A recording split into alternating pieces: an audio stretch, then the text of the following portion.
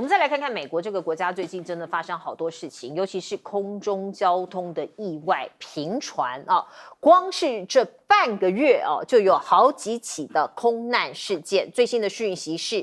美国的商务机有一架商务机落地的时候呢，发生追撞。您可以看到，这是发生在美国的亚利桑那州哦。这架商务机在 landing 的时候偏离跑道哦，撞上附近的另外一架中型的商务客机，酿成1死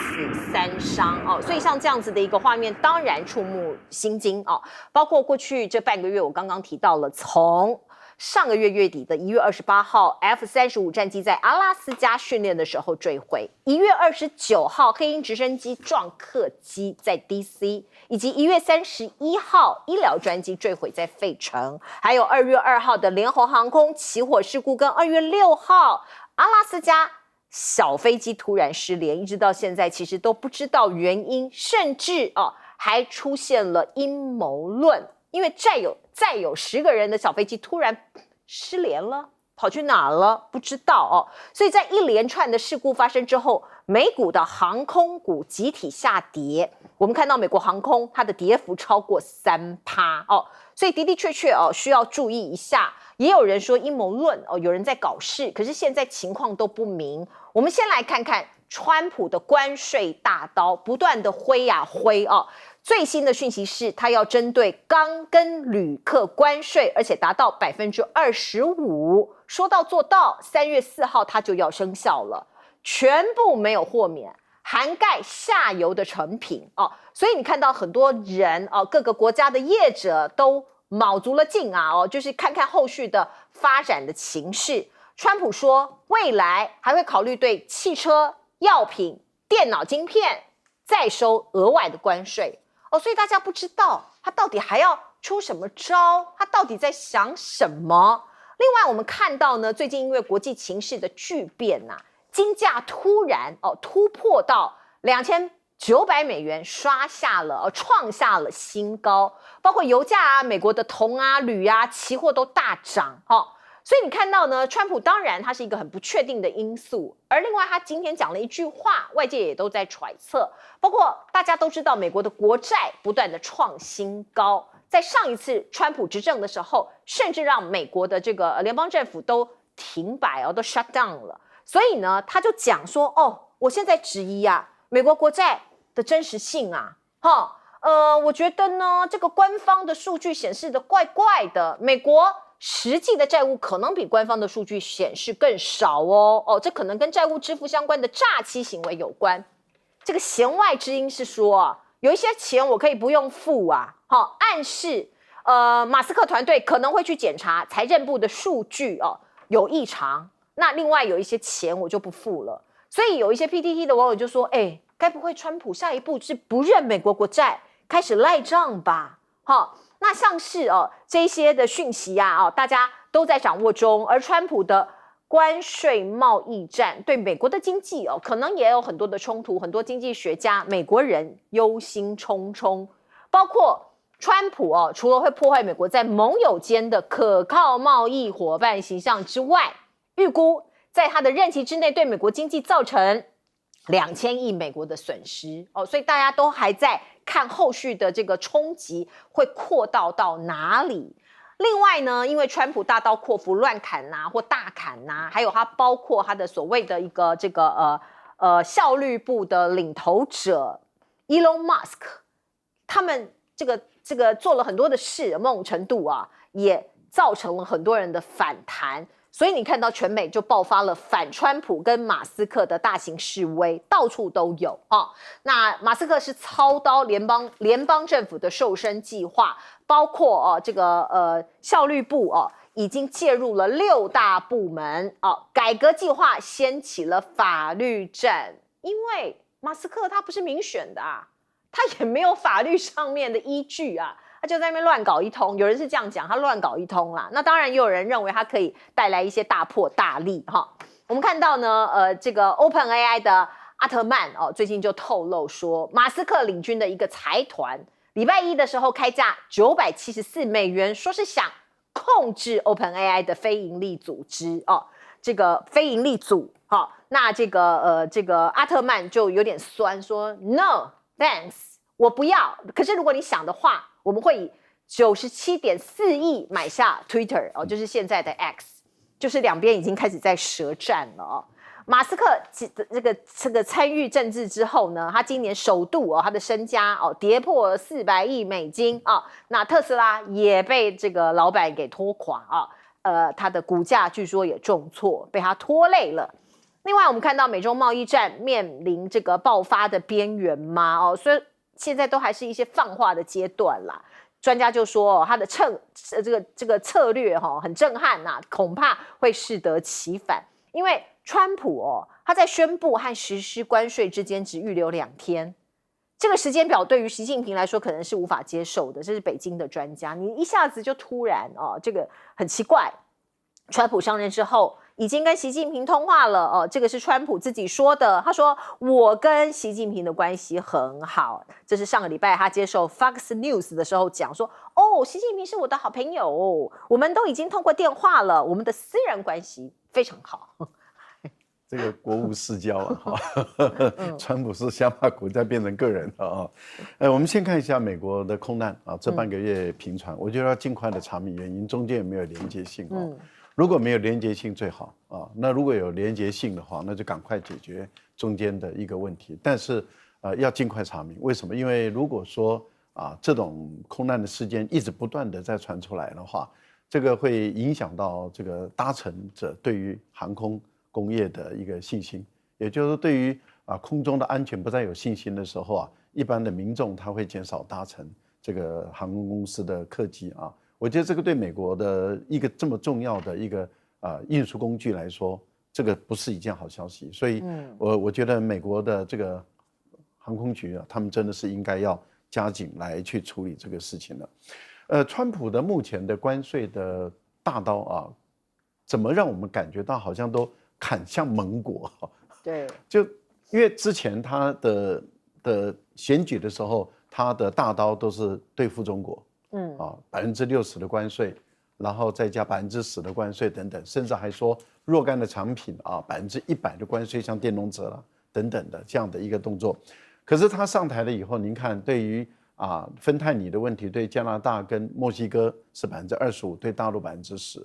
那当然现在是加拿大跟墨西哥是缓1个月，可是是缓并不表示说这个无效，而1个月以后他再决定是不是继续有效。但是这个10%已经生效了，大陆当天就反击了。对那在2月10号昨天，大陆也正式这个开始实施对于这个川普的关税的精准战。这个对川普来说有影响，为什么？因为有很多分析家他发现都是针对于川普本身的背后的大金主来的，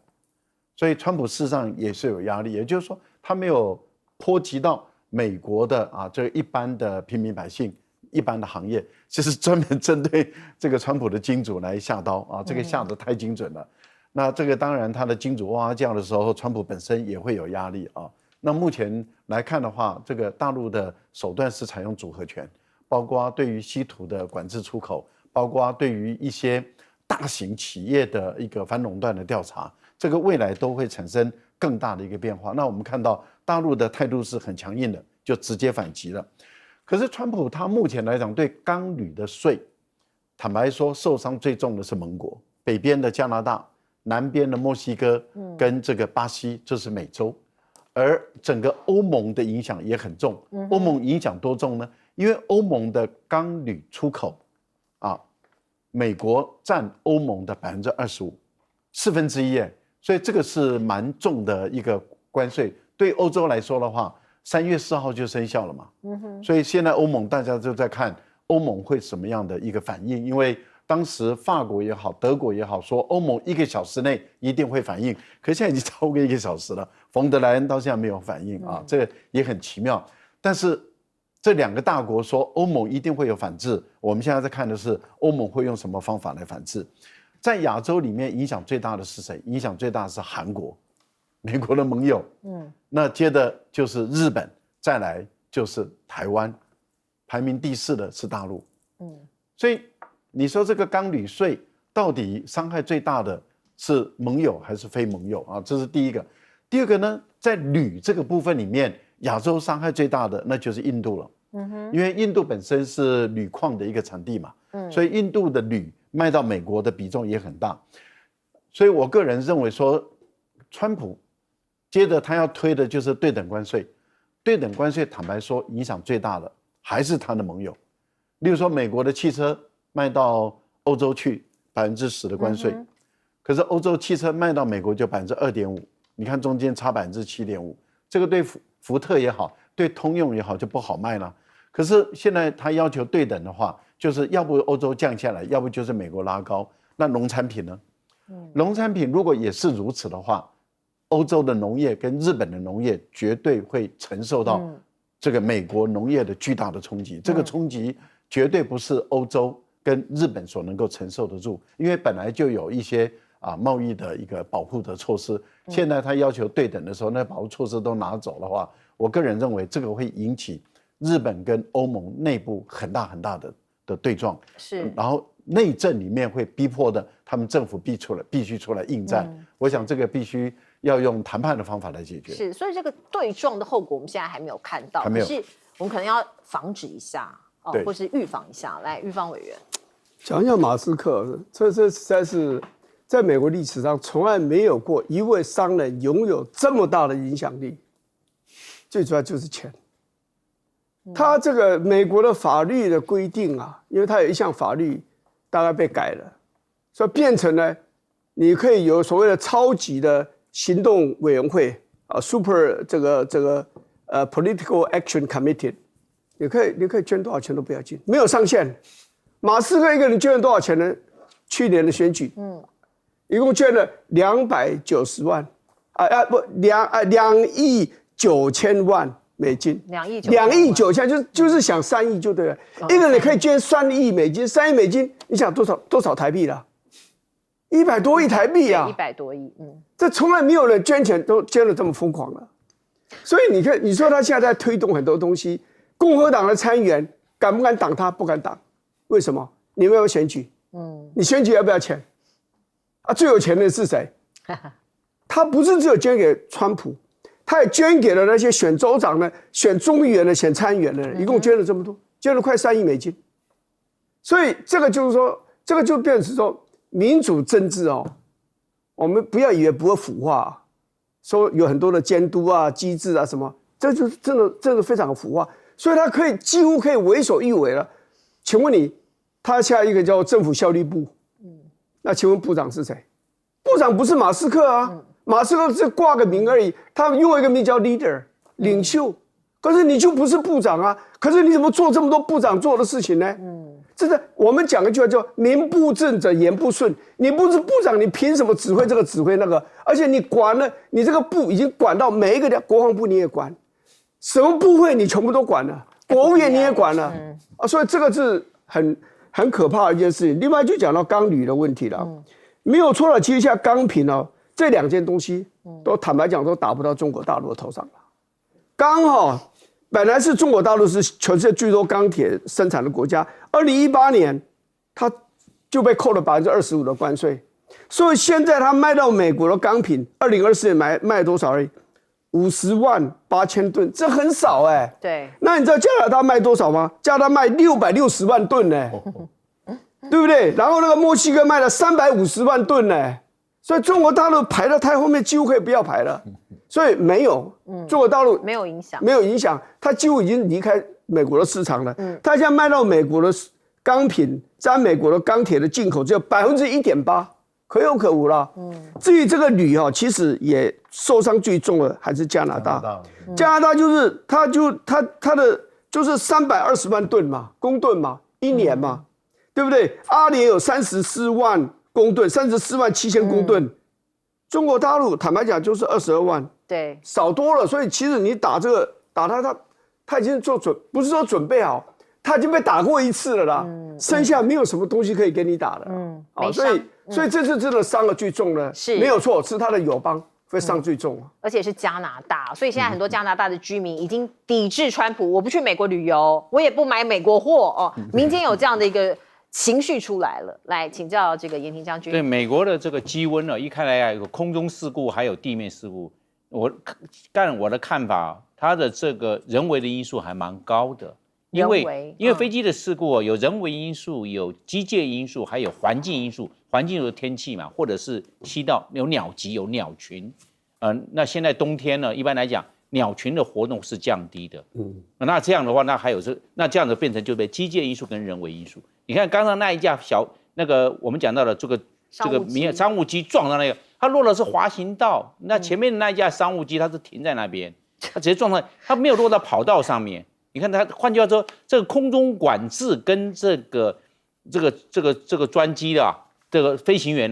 他的判断是有问题的。你空中管制，包含上一次的时候，在波多马克河，就是美国华府那一架那个民航机回来落地，然后这个黑鹰的直升机两个相撞，对，这也是我们讲到的管制的问题，塔台管制的问题。你塔台管制好，可以把这些相关的航情，空中的航情跟这个飞行员或者是驾驶员讲清楚就可以了。结果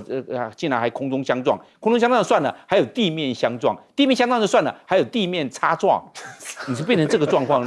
把人家他拿他那个机翼去削人家的那个垂直尾翼，也是这个状况啊。这个换叫地面管制也有问题，蛮扯。对，这是人为因素。换叫人为因素，它在管制上面的这个 SOP 标准作业程序这方面呢，都有一些在这管制纪律这上面出了很大的问题。可是不是一朝一夕的吧？对，是累积的吧？也可能久了日久完生，那这个警觉性就降低，然后这个管制的几率还有彼此的可能大哥推二哥，二哥推小弟，大家就这个事情就这样，结果就发生了，因为大家都不负责任，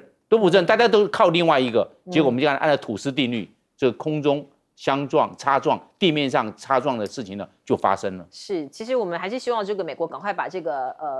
制度上的缺漏赶快把它抓起来哦，因为毕竟这个是有关于生命安全的。那另外我们再来看看包括中东的议题哦，川普已经讲了，他有一个加萨计划，要把上头的巴勒斯坦人都移走，然后把加萨这整个地方变成一个蔚蓝海岸，就是度假中心这样的意思。可是这是他个人的想法，他眼中只有利益吗？也不问问看人家要不要。我们先来看看中东各国都说 no， 我不要。先看川普怎么讲，他说加萨不宜居啊，现在已经被打得稀巴烂了啊，所以你巴勒斯坦人无权回当地，应该迁往他处。他还说你没有权利返回当地耶，你们应该迁往美方打造的安全社区。凭什么啊？当地人说你凭什么？川普接管加萨说。埃及的房地产大亨说：“哎呀，不用啦，你不用花2兆美元啦，我有解方，我有经济方案，而且我可以帮你省90%，我只要你2%的预算就够了哦。”这个埃及的房地产大亨叫做莫斯塔法，他当然也是想要赚钱嘛。他说：“你川普不用在中东做什么蔚蓝计划海岸啊，如果要蔚蓝计划，你在埃及就可以蔚蓝海岸了。可是呢，像是加萨这一篇这一个地方，我可以帮忙做一个经济型的替代方案我可以打造很多的房子啊让这加萨上面的这个巴勒斯坦人回去好好的居住那川普效法阿联一起来投资埃及讲大白话就说加萨这一块地，我埃及来做我帮你重建那你想要做度假中心，来我们埃及做，是这样的意思。大家都想要钱，这些生意人都要赚钱，所以埃及的学者就讲说，你川普是露出侵犯还有殖民的本质，的确是啊，凭什么你说了算呢？那我们再来看看，包括这个川普坦诚说我已经跟普京有联系了那这个停战的谈判讲的是俄乌战争。已经取得了进展，可是他说我不要告诉你们对话的内容我们已经有秘密的通过话了，可是你们到底讲了什么？取得什么样的进展呢？俄罗斯的这个克里姆林宫的发言人就说，我没有办法掌握所有事件的具体消息，也没有办法证实或者是否认川普跟普京是不是有进行过电话对谈所以媒体都在猜啊，到底是有还是没有？到底谈到哪里了？条件又是什么？不过川普倒是证实了一件事情啊，他有一个特使叫做凯洛格就是俄乌战争的特使他将会访问乌克兰，然后会有一些提案。那另外我们看到呢，欧洲或者欧盟这些国家对于俄乌战争未来可能的走向，他们当然非常的关心欧洲加速脱俄嘛，我们先来看看泽伦斯基他邀请的北约的将领参观他们的飞弹场，说我们一定会抗争到底，抗战到底，这个决心我摆出来，还有一些无人机的研发等等而波罗的海3国并欧盟的电网这个是我们看到乌克兰总统说，俄国再无能源武器所以这3个国家已经脱离俄罗斯的能源系统啦电力系统已经转换到欧盟的电网啦，所以大家要知道，俄罗斯它已经没有能力做能源，把能源作为对付波罗的海国家的武器，他当然是想要说服这些欧盟的国家来继续支持他。而另外我们看到呢，最近在波罗的海说是有俄罗斯的影子舰队那也有人讲说有一些这个什么电网被割断等等所以呢，欧洲或者这些国家在寻求新的力量来压制所谓俄罗斯的影子舰队目前欧洲正在就波罗的海大规模扣押俄国石油出口油轮进行幕后谈判，因为这个所谓的影子舰队，有人说也在上头做一些非法的石油的交易或是能源的这个油的一个交易。而另外我们也再来看看呢，德国的Iris-T SLS 防空系统部署乌克兰有照片现在释出了所以像是这场这个战争是不是很和平的落幕是不是乌克兰还在做有人讲垂死的挣扎呢现在大家也是雾里看花。不过呢，我们看到呢，英国也打造新的军用卫星系统，说是2027年会发射美国的副总统、国务卿还有防长这个礼拜会到欧洲做一个安全议题的磋商那包括这个乌克兰未来不管怎么样，大家还是希望他的战争赶快落幕。那他重建的利益非常的大，就像加萨走廊一样，美国也想分一杯羹说是共和党的议员说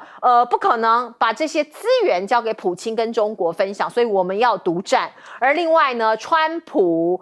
跟习近平是不是在今年会见面呢？俄罗斯的大使已经证实了，习近平5月会到莫斯科，普京9月会受邀访中，所以这2国看起来还是非常紧密。来，赖老师，中俄的领导人，我估计今年的见面可能至少会有4次除了5月份到习近平到俄罗斯，9月普丁到北京，还有一个就是上合组织的会议，另外还有一个就是这个金专家的会议，所以他们2国的领导人的见面最少就会有4次那这个对于川普来说的话，那他当然希望能够跟这2个大国的领导人也都有会面的可能性。到目前为止都还没有突破，那这个可能还要美国再更加的努力才有机会突破目前的这些贸易障碍。川普现在在中东这个地方又捅了一个马蜂窝。他先要把这个加沙地区的巴勒斯坦人全部都迁走，这个已经引起了很多人的批评，而且说要把他迁到这个约旦或者是迁到这个埃及那这个约旦已经说迁过来我就打了就是我就直接跟你以色列就交战了，这等于是开启另外一个战场。现在他又说迁出去以后就永远不能再回来，那这块地皮他要，然后他说我不是开玩笑的，我要这块地皮，我要把它建造房子。这个已经太过分了，就好像说我们假设例如说921大地震在我们集集，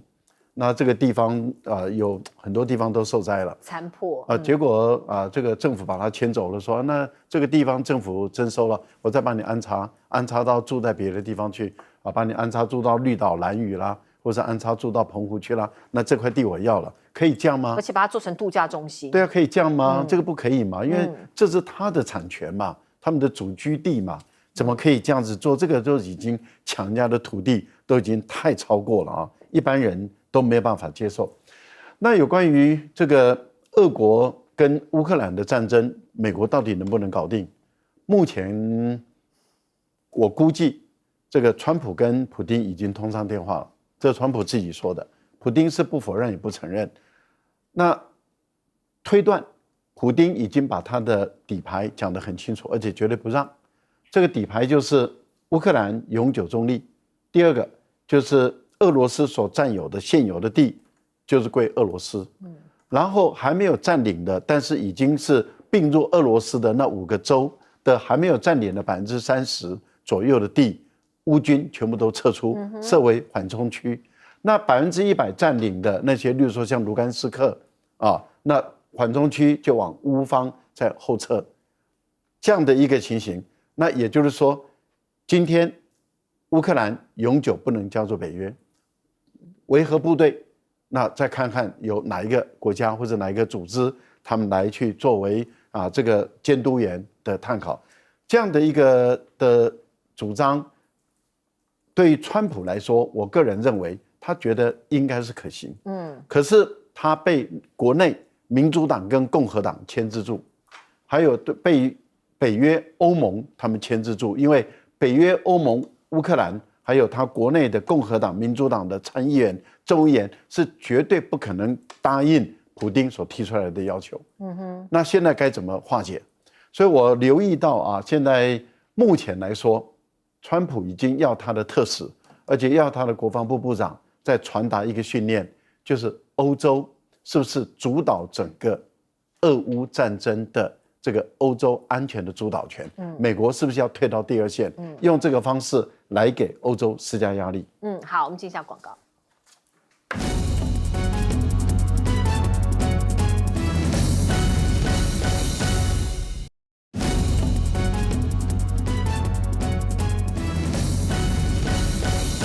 好，我们请玉芳委员来谈一谈川普的计划能不能够成功？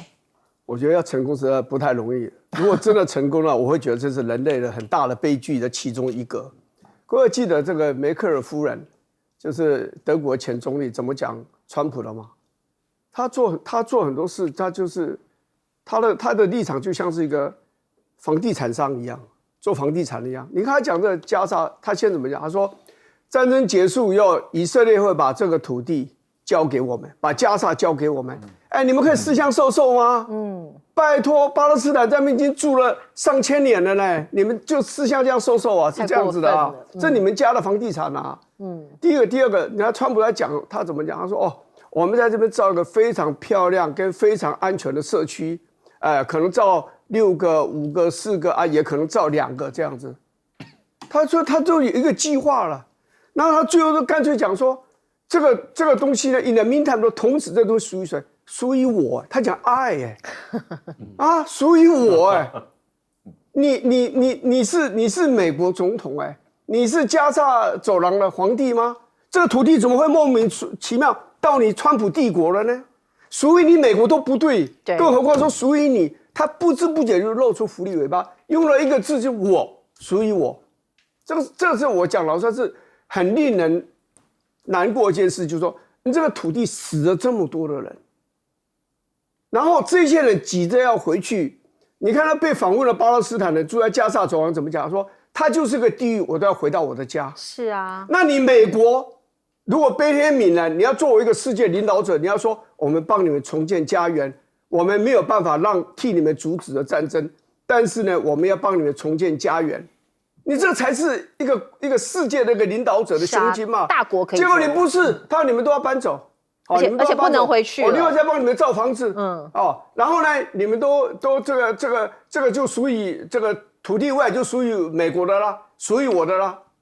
我真不敢相信我的耳朵，你知道？一个总统权力无限制的扩大，在美国扩大也就算了，你扩到国外去了，马斯克还去干涉人家德国的内政，支持那个极右派的政党，在英国也是这个样子。你干涉其他国家，我这个如果不是帝国主义，你们告诉我什么叫帝国主义？是啊，我自己都觉得我在美国接受了5年的所谓的高等教育，在那边修了一个博士，我现在自己都觉得很不好意思。我熟悉的美国是什么时候堕落成今天这个样子的？真让人不胜唏嘘。来，我们进一下广告。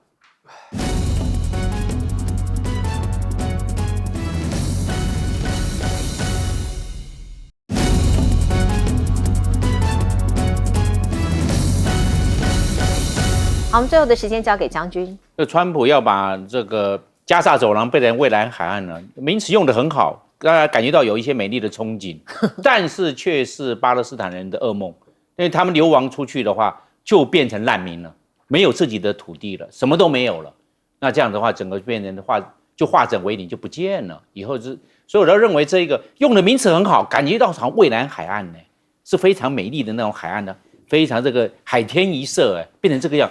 这个名词不要被名词骗了。这个好美丽的名词却是巴勒斯坦人，却是加沙走廊那些变成难民，我们可以知道，这是非常不好的。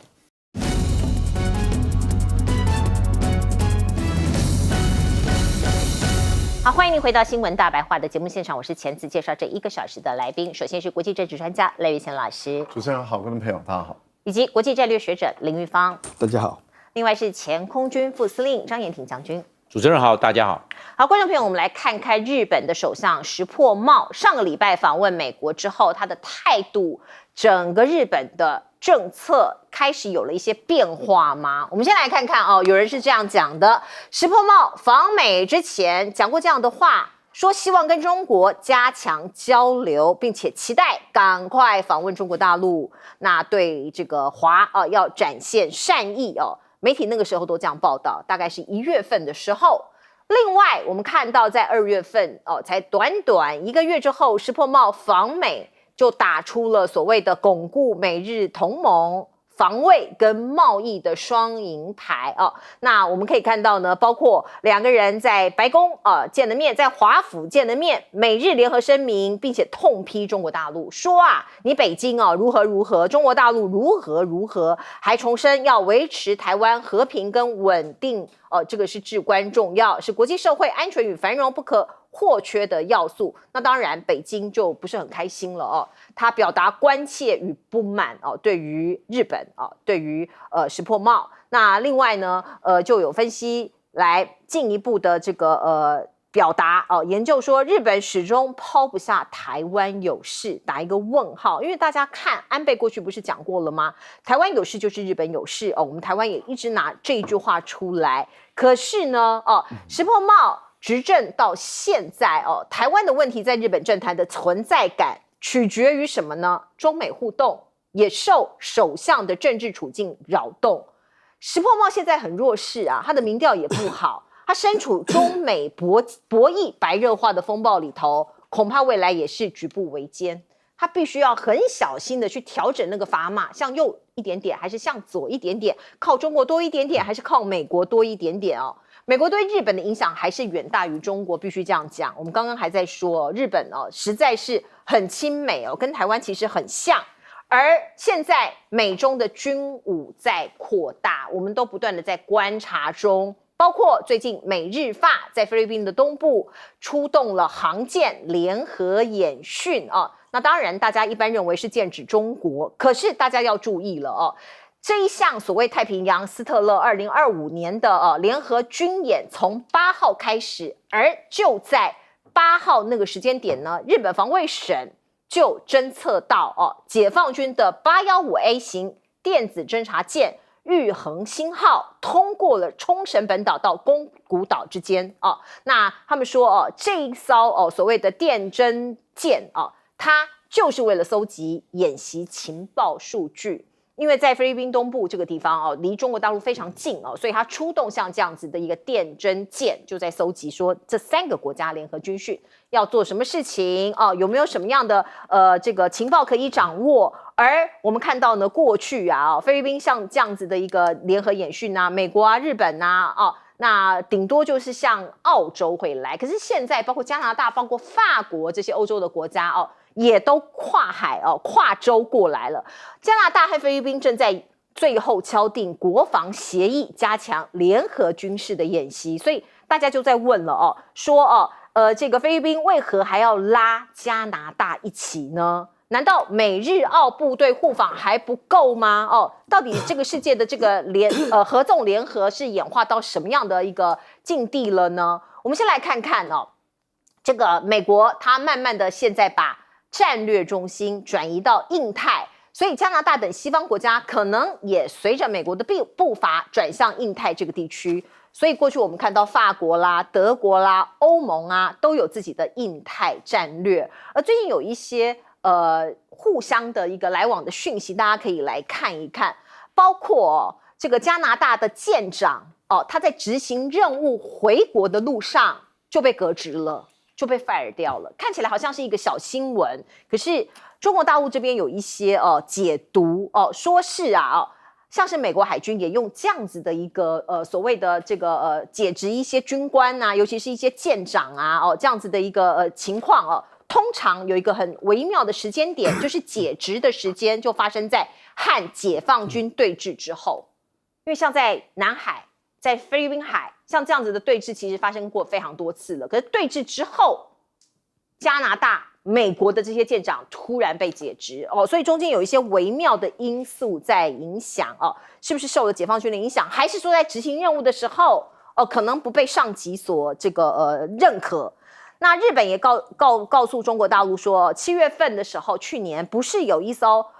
日本的军舰驶入中国领海吗？叫做梁月号。那个时候中国大陆就强烈的抗议。那现在呢，舰长已经被正式的撤职了他们说这是一个严重的错误，有人认为是误闯，可是又有人认为是故意的。另外，美国最近呢有一艘这个可能跟这个所谓民间的房屋承包商约定的一艘这个一个这个侦察机一架侦察机坠毁。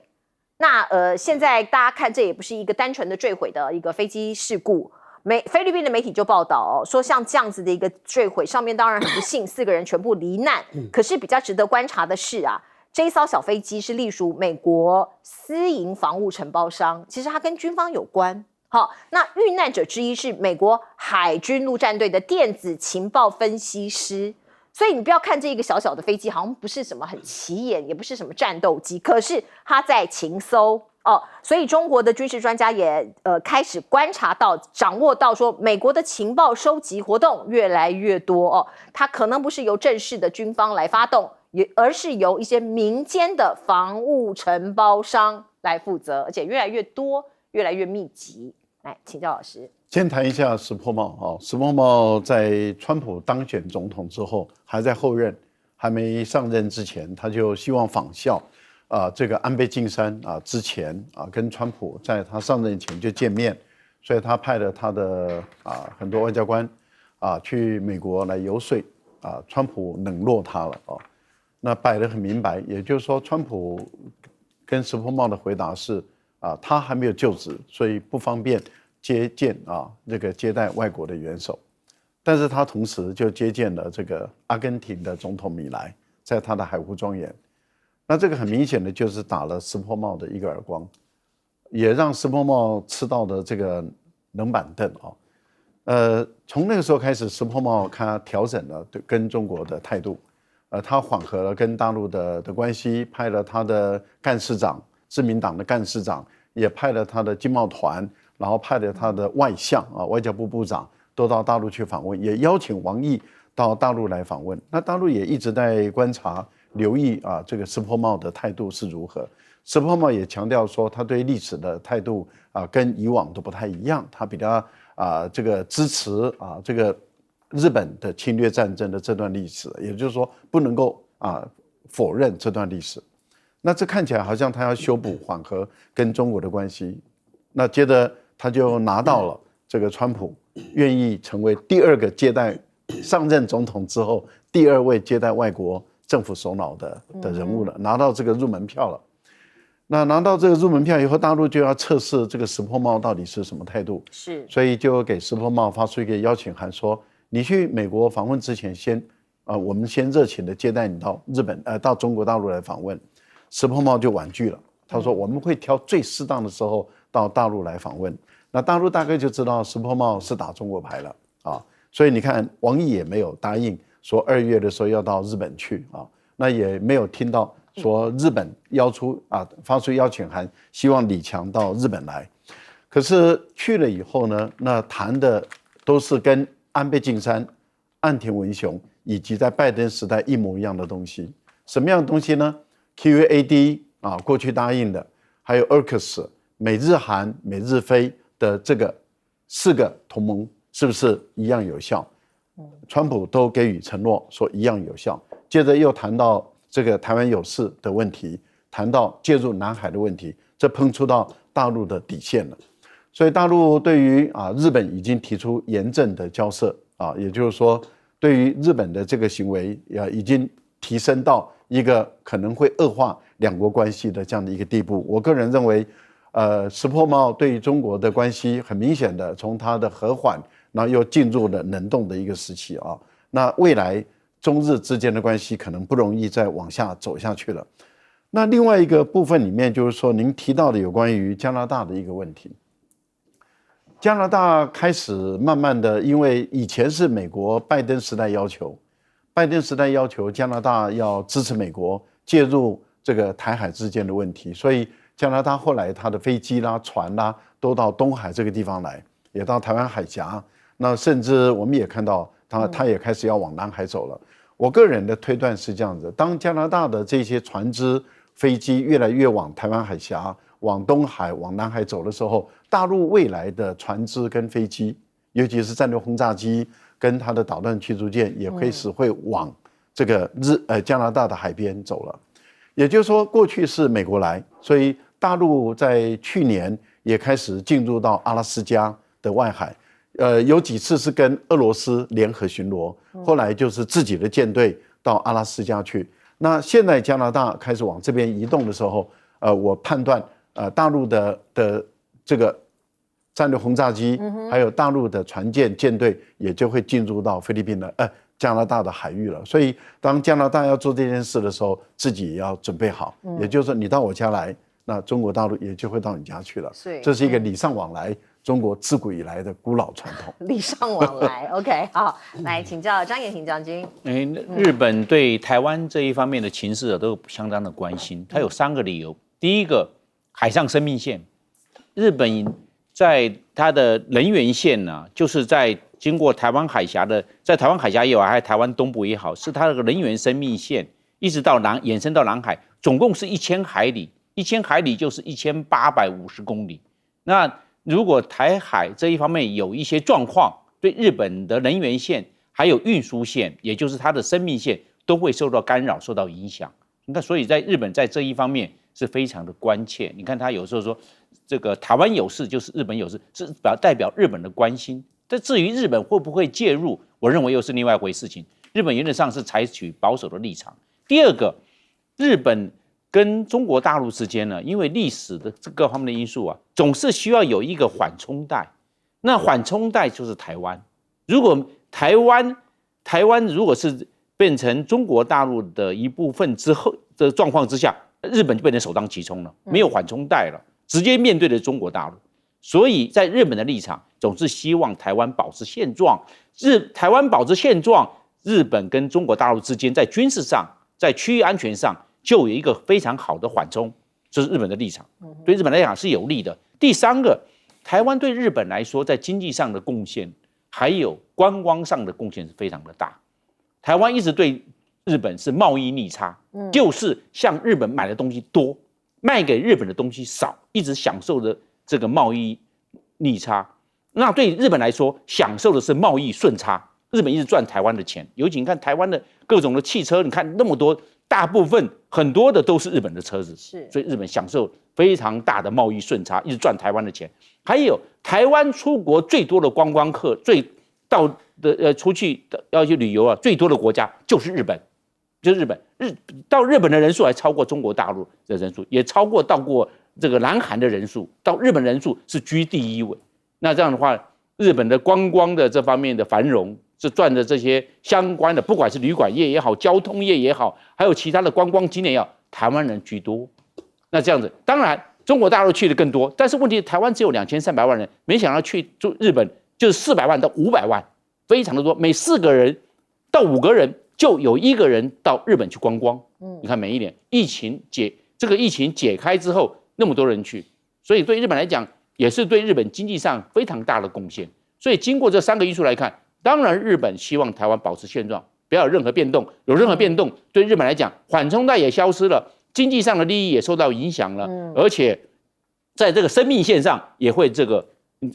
非常忐忑，没有那么的安全。因为南海过来，你要走巴士海峡过到向东边到往日本去输送这些人员或者这些货品，都会造成相当大的困难。所以原则上，日本在这方面是非常的关键。但是我认为他是关心多于行动。那日本对台湾有没有什么其他具体的行动，或者台湾有一个相当的资源呢？日本在这方面原则上采取的是保守的策略。对，所以台湾有事就是日本有事，讲的就是这样。他不是要出兵帮你啊，而是他的缓冲带没有了，沙包店没有了。来请教玉芳委员。就是两大之间难为小了。日本就是夹在美国跟中国大陆之间嘛。其实对所有日本的政治人物里面，石破茂基本上还是比较不像安倍他们那样子，就是全然的这种导向这个美国这样。因为他的老师等于是他的师父等于是田中角荣嘛，田中角荣就促成中国大陆跟日本建交了这个日本首相嘛。对，所以石破茂是多少有田中角荣的那种想法了哦。可是这个一个事实就是说，日本的任何的政治人物，尤其自民党的，你是不可能不亲美的，因为你先不要讲贸易上，你对美国的市场依赖很大甚至有些高科技的这种联系，就光是讲这个安全的问题上面来讲。日本其实它的形势是非常非常尖微啊，然后它上面跟俄国拥有核子武器的这样一个国家，有北方的这个四岛的这样一个争执，它旁边呢一个是北韩拥有核子武器，再更往里面走一点点，中国大陆拥有核子武器，这三个国家对日本来讲，他都不敢放松的了。对，就三个都拥有核子武器的国家，而且这三个国家。跟他都有过不是历史上的仇恨的问题吗？就是很有现实的这种压迫。你看北韩，韩国也当过日本的殖民地，对，中国跟日本曾经打仗打那么凶狠日本跟俄国也日俄战争以外，还有其他战争也都参与了，所以他没有安全感，他一定要拉拢一个强大的国家来当后盾，这就是美国。对，美国在日本驻军54000人。全世界美军驻守最多的美军最多人数驻守在一个国家的那个国家就叫日本，比德国还多，非常的多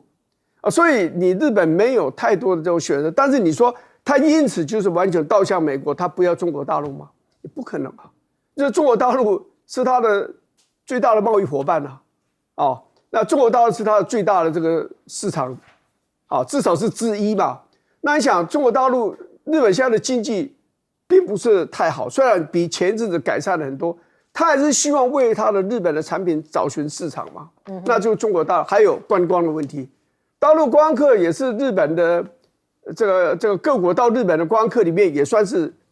最大的几个国家之一啦。所以我倒觉得日本的选择，日本我想我几乎可以断言，